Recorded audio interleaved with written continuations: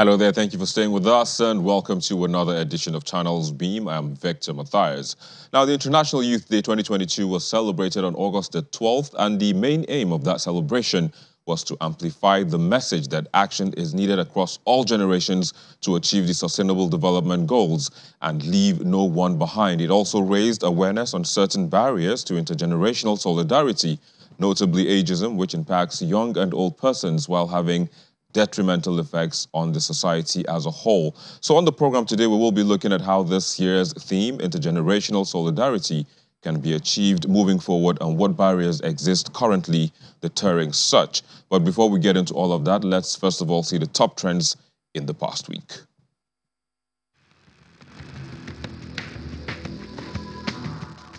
Nigerians were in shock as news broke that Governor of Rivers State, Nyesom Wike, had taken the presidential candidate of the PDP to court, wondering if the opposition would be able to wrestle power from the ruling APC. However, in a twist of events, Mr. Wike denied doing such and blamed those he claims are in the camp of Mr. Atiku for being responsible.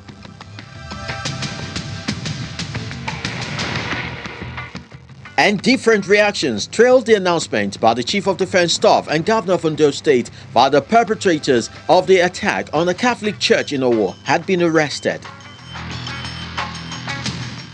Up for discussion was the tribe, religion, and most importantly, the good feeling that those responsible will pay for the heinous crime they committed against humanity.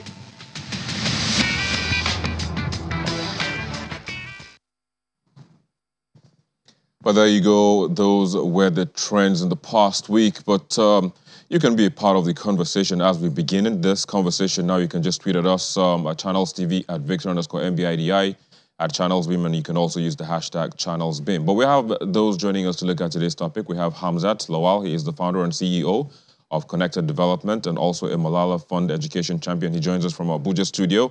We have Eve Mathai. She is the co-founder, K Budget Talk and Follow the Money Lead in Kenya.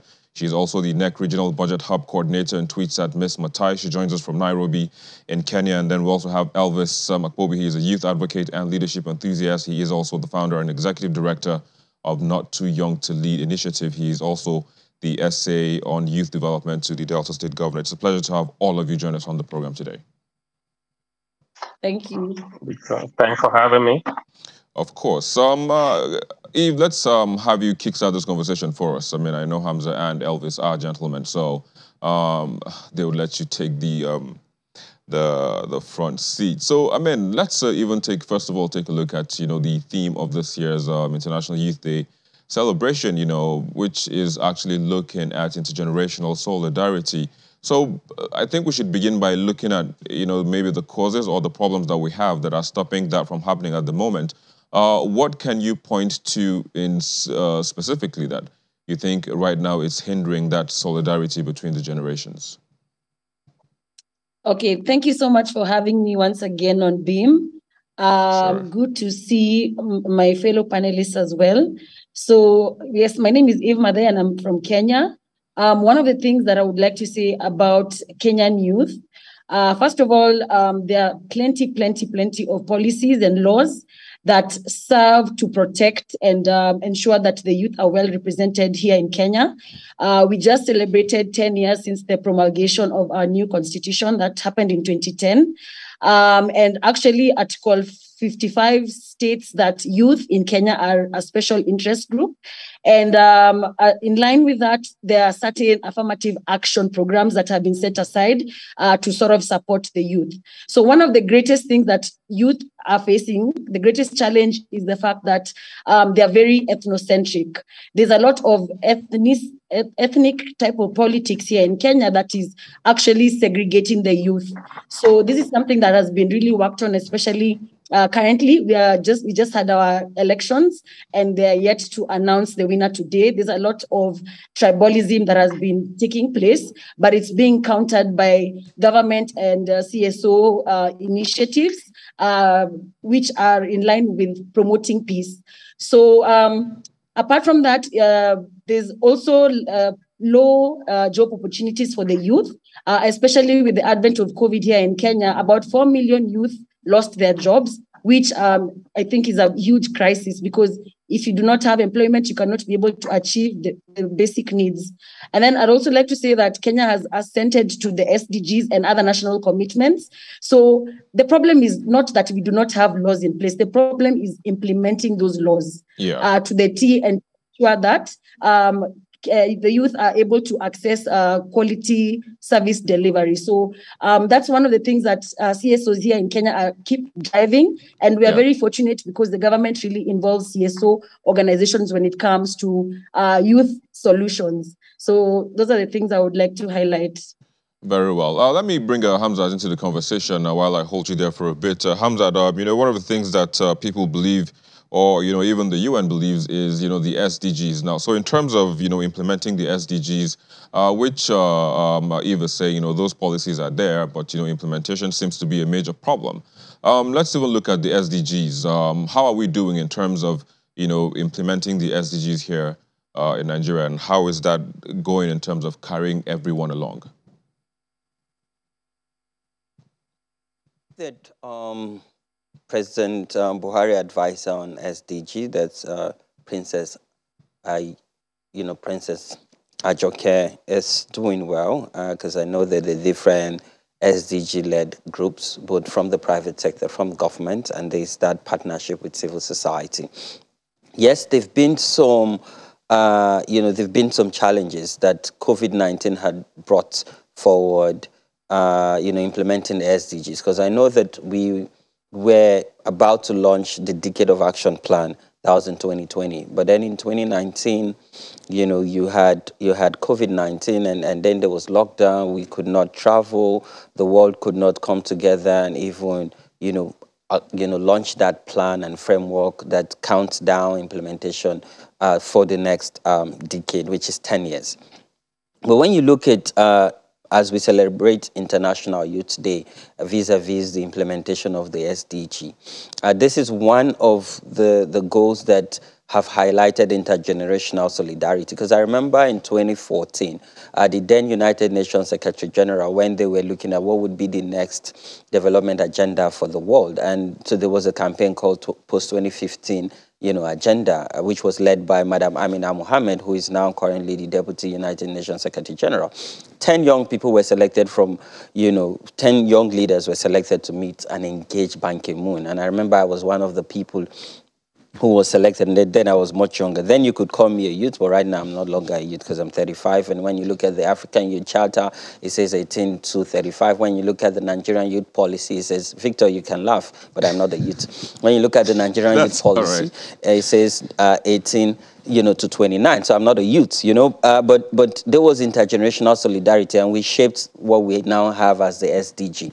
Yeah. See, my message is quite simple in the context of Nigeria and Africa. Let's stop the blame game, because when we talk about intergenerational solidarity, I'm believing that every generation have a role to play on nation building, on the African, 2063 development agenda, and most importantly, the United Nations SDG goal, which is 2030 agenda. We all have a role and collective responsibility. So let's stop the blame game, because if we want to continue blaming ourselves, both the older people have failed, but the younger people have failed. So for us to stop failing, and there's a unique opportunity now, particularly in Nigeria. So Kenya has sort of set a framework, and we saw the election in Kenya. I'm excited that in the spirit of intergenerational solidarity, Connected Development deployed international observers that was headed by Emmanuel Njoku, working closely with Eve. There's no reason to blame anybody. Let's join our hands together. And as we go into 2023, this is where we can actually say that, in the spirit of International Youth Day and intergenerational solidarity, we're going to set a framework that focuses on issues. Let's do away with sentimental campaign. Let's focus on issues. Let's engage other politicians who are running in for office and the younger ones. And I'm excited with the Not Too Young to Run law. We have very young people running for both state and federal House of Representatives. So let's engage on issues. And our current issue mostly is jobs, security.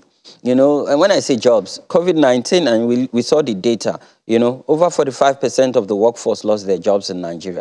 Insecurity is on the rise. How can we work together with older people and younger people? How can civil society, government, security experts, international partners, how can we cope this menace? And then we can start enjoying, the dividends of democracy. Because, see, Victor, without peace and prosperity, we will not enjoy the dividends of democracy. So in the spirit of intergenerational solidarity, no more blame games. We've all got it wrong. Let's learn from those lessons and let's get it right. All right, let me hold you there for a bit. I mean, quite salient points you raised there. But Elvis, in your own estimation, how do you think this bridge can be, or this gap can be bridged? Because Hamza is saying, everyone has his faults. Both generations have their faults. So, we have to, both generations have to meet each other in the middle and, work a way out so that, everyone will be carried along and no one is left behind. But in your own estimation, how do you think this gap can be bridged?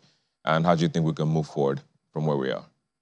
For me, I believe that in line with what Amzat said, you see, the older generation, a handful of them, I believe that they feel there's this stage of complex, inferiority complex, and they tend to always, dissuade us with words like our generation were not serious. I was on Wazobia TV the other day. Caller came in and was like, "Young people are not ready," and I just smiled. I smiled. I was like, "Why will someone say young people are not ready? You don't." They always tell us that we young people were not doing the right thing. We are our energy. We're doing the wrong thing. They always want to compare us with young people who are in critical positions who don't do properly. That's what the older generation always do. But it seems to amplify those young people who are doing the right thing, who are putting Nigeria on the world map. People like Hamzat and other young people who are holding critical positions in government. For me, I believe the team itself, intergenerational solidarity, talks about how the older generation will have to be in sync with the present generation, and how the present generation, will tap from the knowledge of the older generation and not do everything they do. We'll glean on their knowledge with a symbiotic nature. We can, make Nigeria better. We glean on them, then we use our own energy to, implement things and make Nigeria and Africa better. Yeah, indeed. How can that happen? Just looking at the fact that, there is that, how would I put it? Or like you said now, there is this notion, by one of the generations as to what the other generation is like. So don't you think there is a need for one of the generations to prove themselves beyond reasonable doubt, for them to be given that opportunity or that chance, to come on board? Yes, the present generation, the generation that is throwing stones at us that were not ready, if they were not given that opportunity, I'm not sure people will know their capabilities. You don't judge the capability of a youth or a young person. Like Hamza said, for me, I'm no longer a youth, I'm a young person.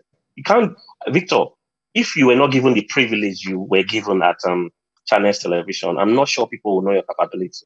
You must learn to amplify the strengths of young people and, give them the privilege to prove themselves. You can't just sit there, keep recycling yourself, and you say young people are not ready. Give young persons the privilege, and they will do their best. I'll use myself as an example. If I wasn't given the privilege by my youth-friendly governor, Okowa, people will not know the capability I have. People will not know that Elvis can do this, Elvis can do that. And I always appreciate him for that.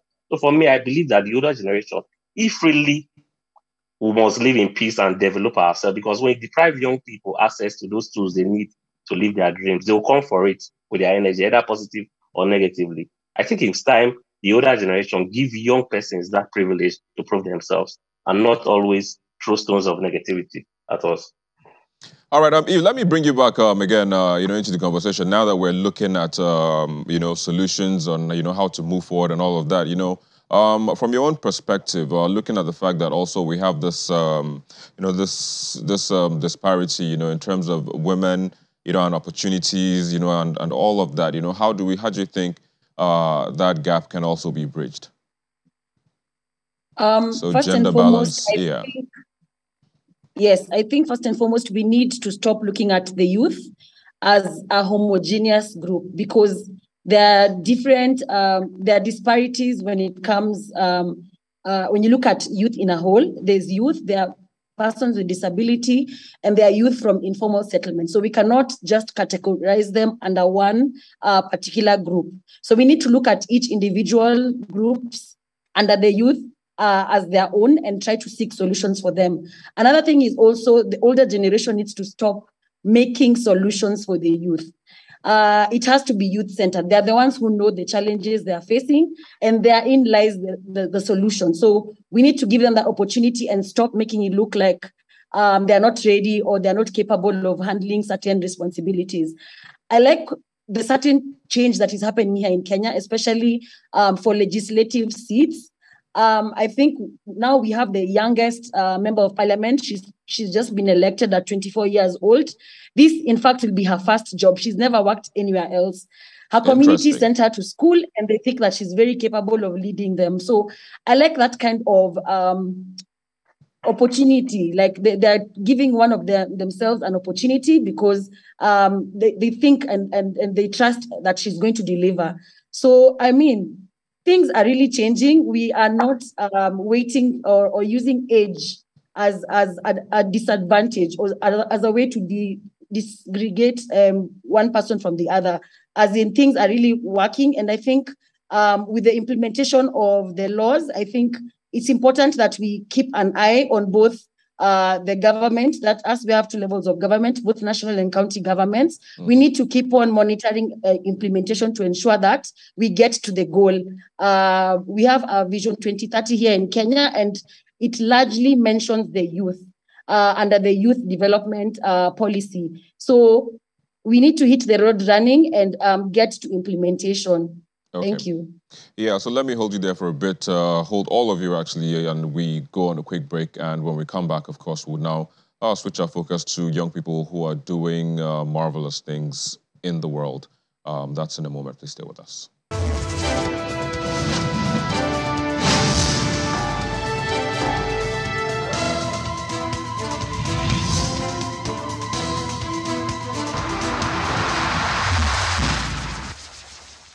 Thank you for staying with us. We still have with us our panelists joining us from Asaba, from Nairobi, as well as from Abuja. Well, just before we went on break, we actually took a look at some of the issues and what can be done in terms of solving these issues. But as we move forward, Hamza, let me start this second part of the show with you. Looking, going forward now, let's look at, who can you say, or how many young people or youth can you say pretty much impress you at the moment, that you believe that, they are shining examples that can be pinpointed whenever this conversation of, the young people or the youth are not ready, to take up positions?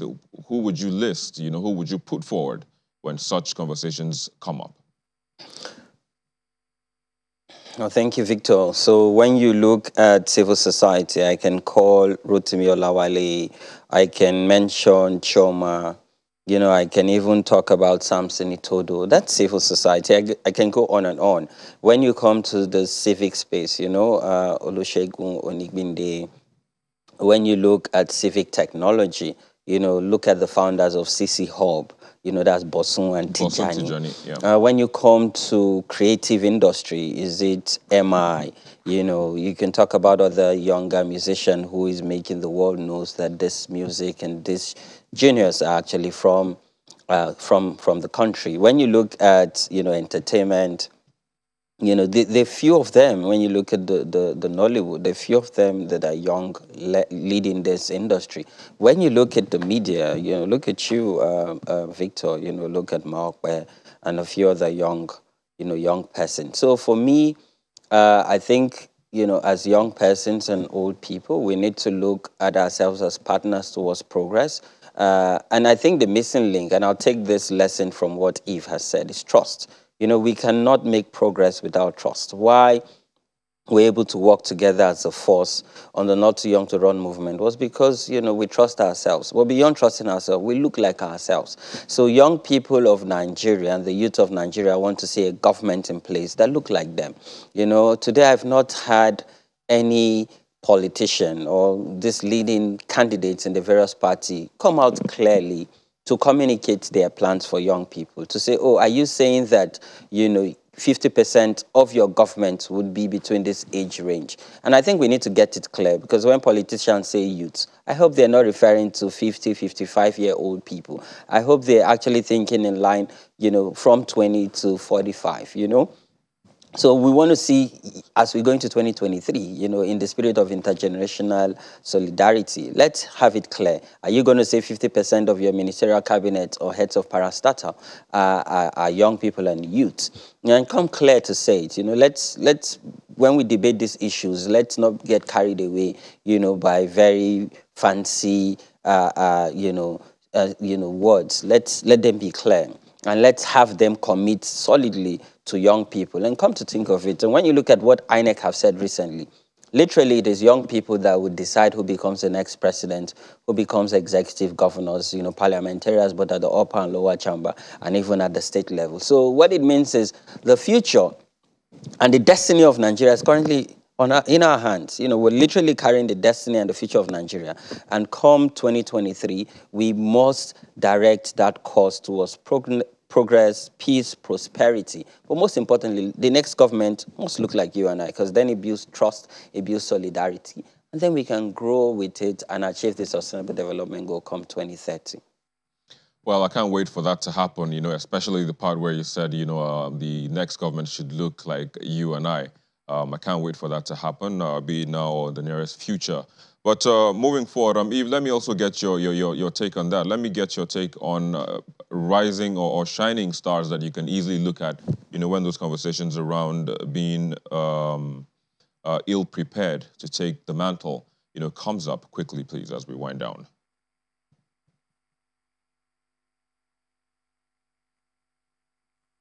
Eve. Oh, sorry. Yes, the people that come to my mind are people like Greta.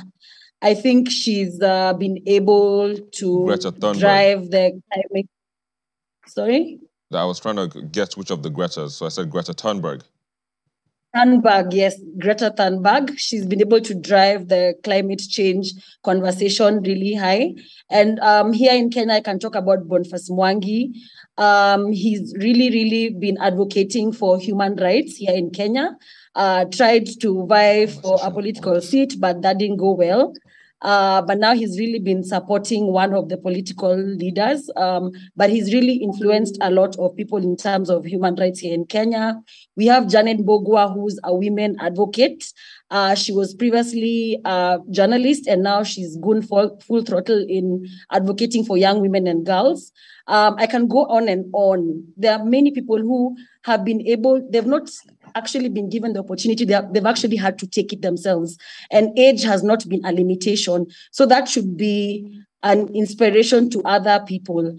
We also, I have to point out the fact that we have an integrity crisis amongst the youth. We need to have aspiring leaders who are motivating youth and are leading by example. We do not want to look up to people who have corruption scandals, which is mostly the case here in Kenya. We want people who have demonstrated integrity and are capable of managing public resources to ensure that there's good service delivery for all. So those are the things that we've been looking at, especially in these elections. And I like the kind of mindset that is changing for Kenyan youth.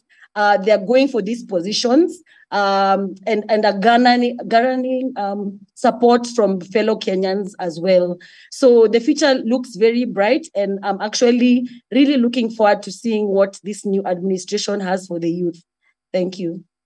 Well, I'm sure a lot of us would also be looking forward to see, how that is going to play out, how this new administration, of course, in Kenya, which is about to be announced, of course, will turn out for the youths. But I have to say thank you for joining us, Eve Matai, on the show today. You joined us from Kenya in Nairobi. Hamza, thanks as well for joining us from our Abuja studios, as well as Elvis, who joined us from Asaba in Delta State. Thanks to all of you for joining us today and sharing your thoughts and giving us this long list of young people who are doing amazingly well in their various fields. Hopefully, we'll look at all of them in the next 5 years, next 2-3 years, and see how they can change the course of this country, this continent, and the world over, where we would have this solidarity as well. But that's the show today. Thank you so very much for watching. As I said earlier on, the list is endless. There are so many young people, Nigerians, Africans, and globally doing so much that they can drive this intergenerational solidarity so that everyone is carried along. Thank you for watching. My name is Victor Matthias, and I'll leave you with the most viewed videos on our YouTube channel in the past week.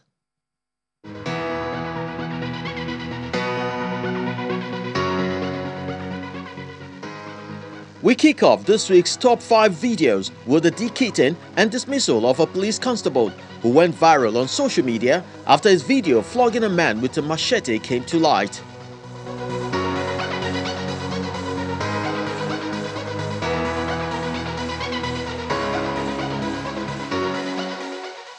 Don't let us deceive ourselves. It is followed by former President Olusegun Obasanjo asking Nigerians to get it right during the 2023 election or see the country consumed. And if we don't make the right choice, we don't blame anybody. We blame ourselves. Don't fire from there, don't fire from there. In third place is the death of 5 persons as the CP and his operatives battle gunmen at a market in Anambra State.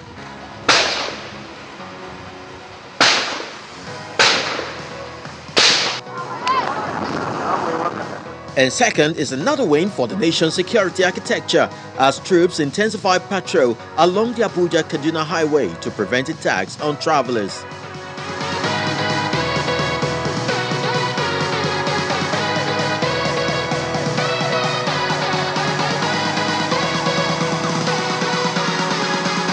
While topping the charts is the video showcasing Nigeria's stellar performance at the 2022 Commonwealth Games with a record-breaking performance.